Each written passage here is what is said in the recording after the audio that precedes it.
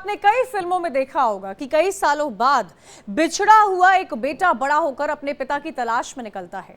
ऐसा एक मामला पंजाब के फतेहगढ़ चूड़िया रोड से सामने आया है, जहां पर एक जापान का रहने वाला लड़का अपने पिता की तलाश करते हुए पंजाब आया। जानकर आपको हैरानी होगी, 20 साल बाद दोनों बाप बेटे का मिलन हुआ है। ये भावुक कर देने वाली कहानी जापान के रिन ताकाहाटा की है। रिन ताकाहाटा अपने पिता से मिलने को ललायक था। उसके हाथ में मां और पिता की पुरानी तस्वीरें थी। पिता का नाम लिखी हुई एक पर्ची पर उनकी फोटो बनी हुई थी। मम्मा और दीदी।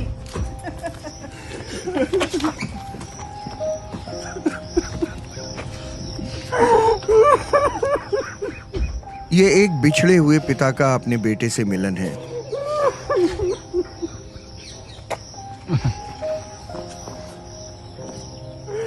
ध्यान से इन सिसकियों को सुनिए।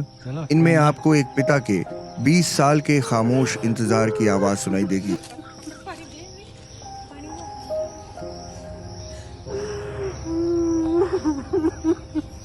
चलो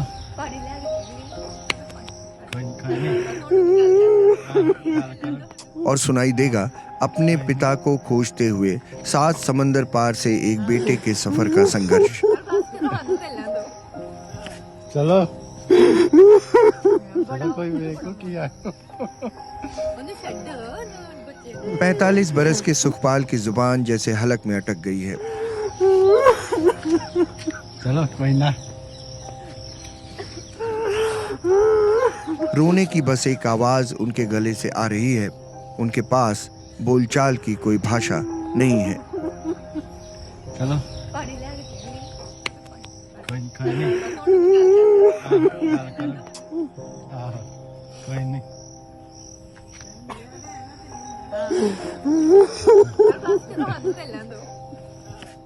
सुखपाल की कहानी सन 2000 में शुरू होती है, जब वे बैंकॉक एयरपोर्ट पर सैशी ताकाहाटा से मिले।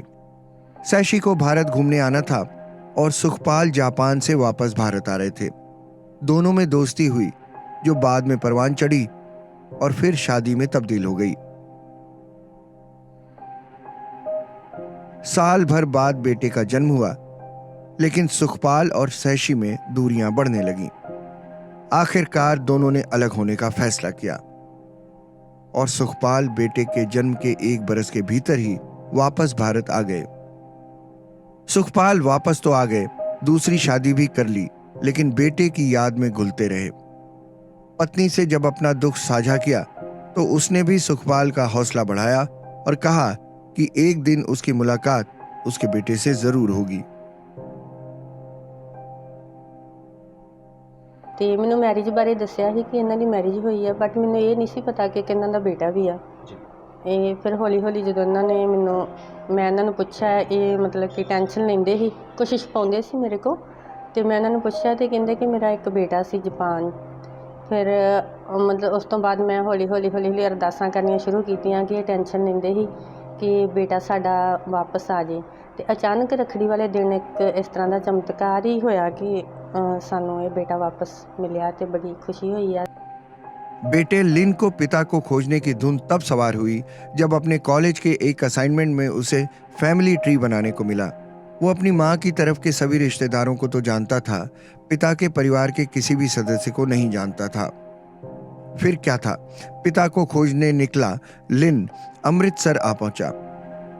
पिता की पहचान के लिए उसके पास सुखपाल की कुछ वो तस्वीरें थीं जो उसे अपनी माँ से मिली थीं।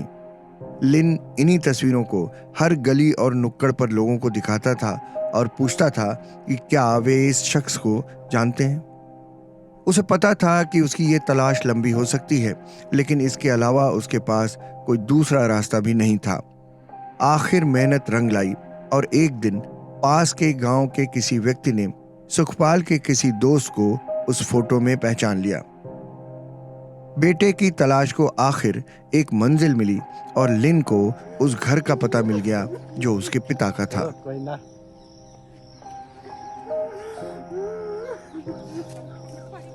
हाँ जी, ये अपना अमृतसर एयरपोर्ट पे उतरा और 18 को उतरा था, 18 अगस्त को, और राखी वाले दिन ये पैदल ही होटल से अपने पुराने घर की ओर गूगल मैप पे इसने हमारा पुराना घर ढूंढ लिया था। इसके पास फोटोग्राफ थी मेरी और सारे डॉक्यूमेंट थे। ये दुकानों पे जा जाके दिखाता था, जो लोग रास्ते में जाते उनको दिखाता था, आपने इनको देखा है, सारी फोटो। और उन फोटो में से मेरे दोस्तों की काफी फोटो थी, मेरी थी। तो अभी उस टाइम शक्लें भी थोड़ी थोड़ी चेंज होगी, लेकिन किसी आदमी ने पहचान लिया कि ये तो हमारे यहाँ के नंगली गांव है साथ ही, वहां के लड़के थे कुछ उस फोटो में। तो उसी फोटो के जरिए फिर ये हमें ढूंढ पाया। सुखपाल की बेटी अवलीन को राखी के दिन दुनिया का बेहतरीन तोहफा मिला और उसने इसका जश्न भाई की कलाई पर राखी बांधकर मनाया।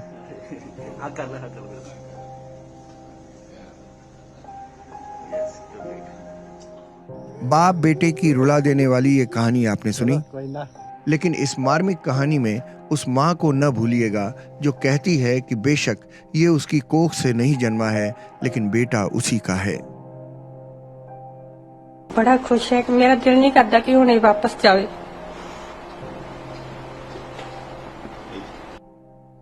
अमृतसर की इस कहानी में उस माँ का किरदार बहुत बड़ा है, जिसने इस मिलन को न सिर्फ बहुत सहज ढंग से लिया, बल्कि उसे अपने कलेजे से भी लगाया।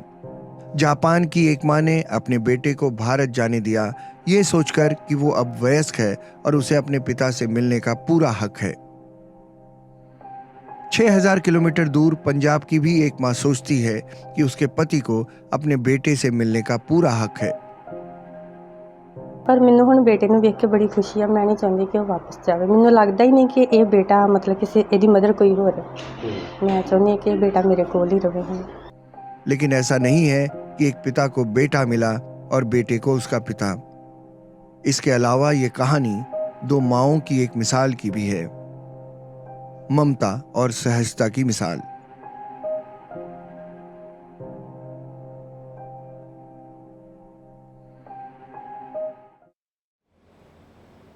चंडीगढ़ से हमारे संवाददाता नीरज बाली हमारे साथ जुड़ गए हैं, सीधा उनका रुख करते हैं। नीरज, बहुत कम ऐसा होता है जब जो फिल्मों में हम देखते हैं वो रियलिटी में भी देखने को मिलता है। रील से रियल लाइफ तक का ये जो सफ़र है, ये जो तस्वीरें हैं, वो काफ़ी भावुक करने वाली है। कई सारे ऐसे इमोशंस और सेंटिमेंट्स हैं जो इन तस्वीरों को देखकर उजागर होते हैं।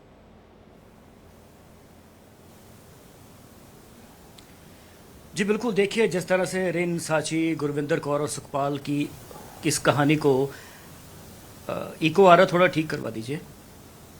दरअसल जिस तरह से इस कहानी को वरिष्ठ पत्रकार राकेश त्रिपाठी ने अपनी आवाज़ और मार्मिक शब्दों में बयान किया है, ये इसने सब कुछ बता दिया कि दो माओं के रिश्तों को लेकर, एक बच्चे और बाप के रिश्ते को लेकर किस तरह से ये कहानी ईश्वर ने खुद लिखी है। ये अपने आप में एक आज मिसाल बन चुकी है। आपने बिल्कुल ठीक कहा कि सही मायनों में ये रियल लाइफ में अक्सर होता नहीं है, ये रियल लाइफ में होता है। लेकिन हम अपने दर्शकों को बता दें कि आज हम सुखपाल के उसी घर में हैं जहां पर ये मुलाकात हुई थी। ये दो कुर्सियां आज खाली हैं। मुझे इंतज़ार था कि शायद आज उन दोनों को बाहर बिठाकर उनके साथ बातचीत करेंगे, लेकिन हम आपको दिखा दें कि ये 222 नंबर पन्नू निवास है और ये उनका घर है। और आज दर्शकों के लिए मायूसी की भी बात है, हालांकि हमने गुरविंदर कौर को, सुखपाल को, सभी को सुनाया है, दिखाया है, लेकिन आज उनका ये जो घर है ये बंद है। यहाँ पर लॉक लगा हुआ है और किन्हीं कारणों से ये आज घर में नहीं है। और कारण शायद ये बताया जा रहा है क्योंकि सुखपाल जी के पिताजी से वक्त लिया गया था उनसे बातचीत करने के लिए, लेकिन उन्होंने कहा कि साची का उनको जापान से फ़ोन आया कि हम इस पूरे मसले को कंट्रोवर्शियल नहीं बनाना चाहते हैं, इस वजह से हम मीडिया में और ना आए तो बेहतर होगा। तो शायद सुखपाल जी ने भी सोचा है, इस पन्नू निवास में वो रहते हैं, उन्होंने सोचा कि हाँ बिल्कुल सही बात है कि हमें कंट्रोवर्सी में नहीं आना है, क्योंकि तस्वीरें हम देख पा रहे हैं क्योंकि आप उनके घर के बाहर मौजूद हैं और आप इस बात की जानकारी दे रहे हैं कि आपने कोशिश की थी, हालांकि उनके बेटे का भी ये कहना था कि इस चीज़ को ज़्यादा पब्लिसाइज नहीं करना चाहिए। ऐसे में क्या आपकी उनके परिवार वालों से बात हुई थी? क्या कुछ कहा था उन्होंने? क्या कहना है उनका?